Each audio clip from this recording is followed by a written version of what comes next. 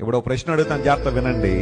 మనిషిని పాపము నుండి విడుదల చేయడానికి ఈ లోకానికి వచ్చిన దేవుడు పాపి అయి గనక ఉండుంటే మన పాపములను ఆయన ఏం చేయలేడు, విడుదల చేయలేడు, ఎప్పుడు విడుదల చేయలేడు. ఒకవేళ అలా ప్రయత్నం ఏదైనా జరిగి ఉంటే ఎలా ఉంటదంటే, ఎవరో మీలాంటి వాళ్ళు అన్నారట, టేబుల్ చాలా మురికిగా ఉంది, కొంచెం మసిగుడ్డు పెట్టి తుడిసే అన్నాడట. ఎప్పుడు టేబుల్ ఎలా ఉంది, మురికిగా ఉంది, తుడిచే ఆ క్లాత్ ఎలా ఉంది, మురికిగా ఉంది. ఇప్పుడు ఇది అది కలిపి రాస్తే ఏమైంది, దీని మురికి దానికి, దాని మురికి. మనిషి మీద ఉన్న మలినాన్ని తొడవడానికి చాలా మసిగొడ్డలు వచ్చాయి లోకానికి. ఎంత చూస్తే చాలా చాలా చాలా పాపాలు వారిలోనే కనబడ్డాయి, ఒక్క మాదిరి కూడా వారిలో లేదు.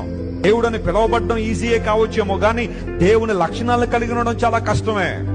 యేసు ప్రభు ఈ లోకంలోకి వచ్చి నాలో పాపం ఉన్నదని మీలో ఎవరైనా స్థాపించగలరని ప్రశ్నిస్తే ఆ ప్రశ్నకి ఇప్పటిదాకా సమాధానం లేదు, ఇకపై కూడా రాదు. ఎందుకంటే నా దేవుడు పరమ పవిత్రుడు.